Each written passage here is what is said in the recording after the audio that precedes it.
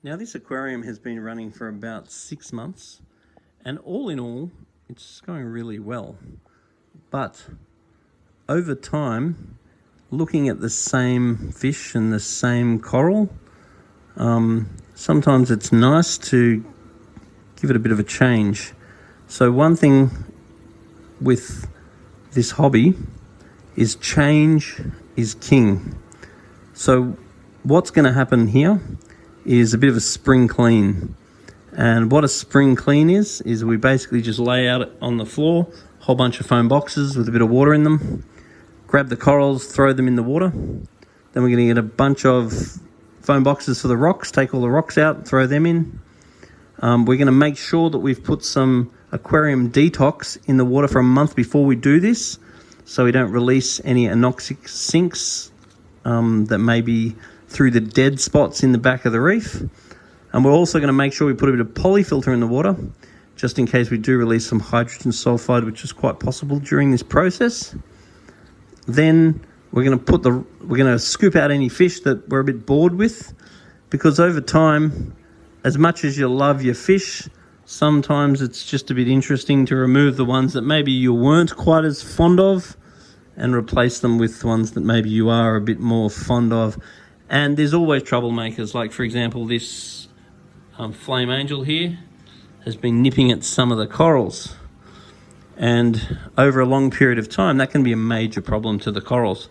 It's particularly a problem for new corals because they're the ones that the fish tend to aim at, and that's when the corals are at their most vulnerable.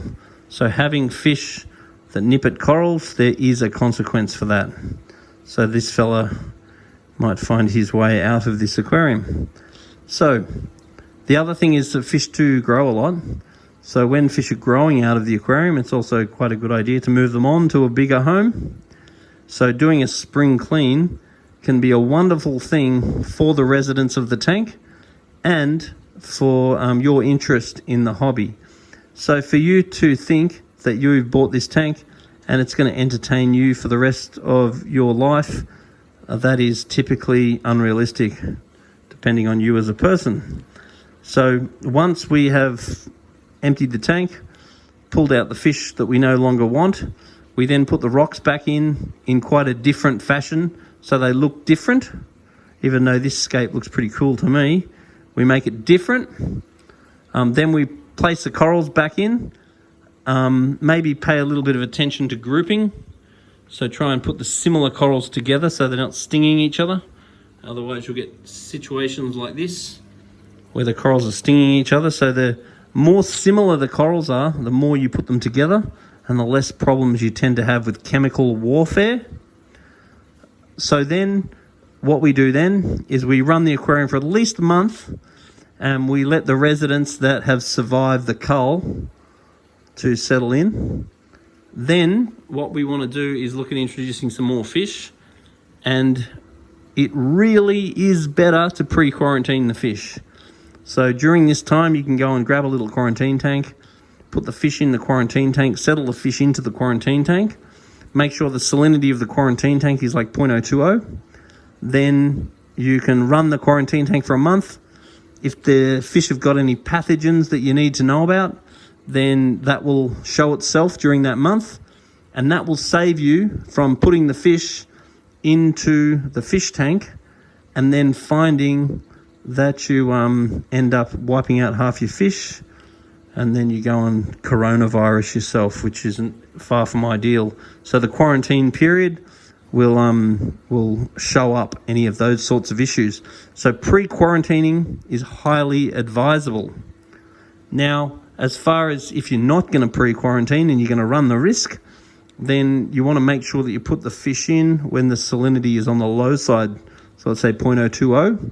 Your corals will not enjoy this. They will generally be fine. But once the fish are introduced, you want to slowly, over a period of days or weeks, slowly raise the salinity back up again. Because if you forget to do that, then your corals will start dying. Therefore, you solved one problem and created another problem. So then we can introduce some fish from the quarantine tank. Once we've adjusted the quarantine tank to be the same as the main tank, then we wait a full month During that time, you can start quarantining your next batch of fish until you're happy with the fish that are going to go in there. And one thing that we really do recommend is to utilize a wish list. And what a wish list is you send me an email of the fish that you're thinking about getting. I will then email you back reasons why you should not get that. Then you can either deal with those reasons and justify it to yourself and give it a crack anyway, or decide not to do it. Then we will look at the fish that are on your wish list, and you will then structure when to add those particular fish in order to hopefully give you the best results. So we add some fish, we wait a month, we add some fish, we wait a month, we make sure the fish are pre-quarantined, and then over a period of time, you slowly build the aquarium back up again. Your interest will be completely sustained. The tank will look absolutely awesome. So some other points I'm just going to point out with this tank is we are going to do some research into these lights just to see if they have 420 nm diodes, because I actually don't know if they do. So that's the light there. If you've used these lights, give us a little comment on the bottom of this video. Tell us if they're great, tell us if they suck. They certainly look good, but I haven't used them, so we'll do a bit of research into that.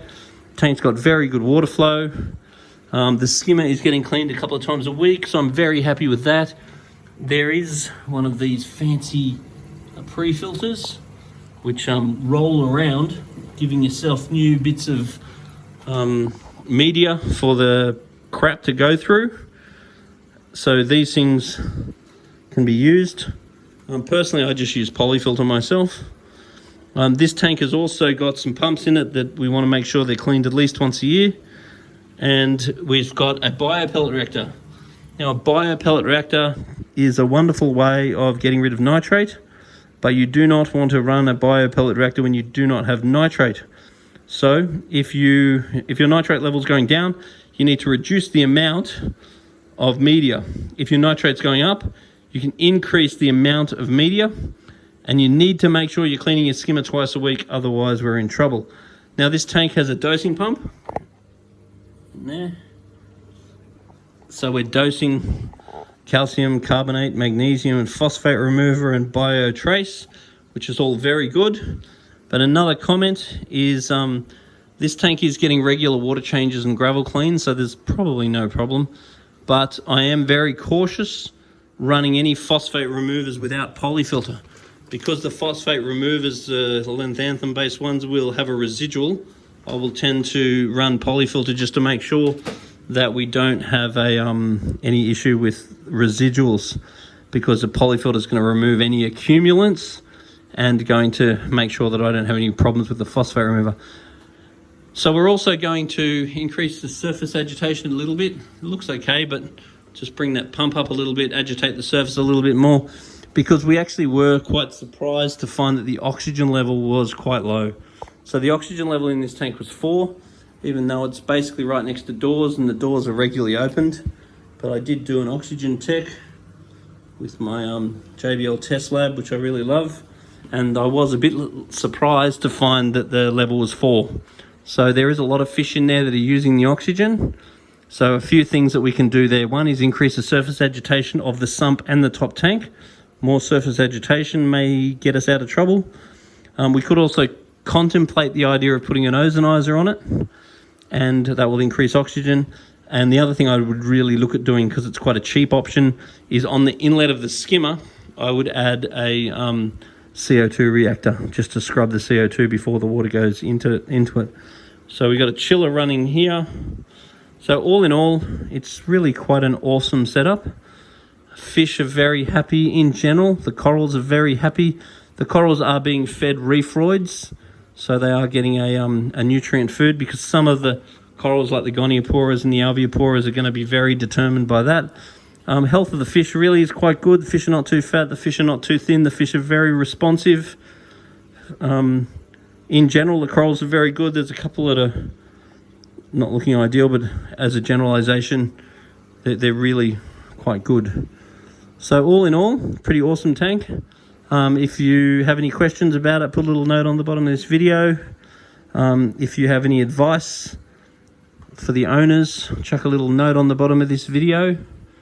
And if you haven't subscribed to this channel, then by all means do that. And happy reefing.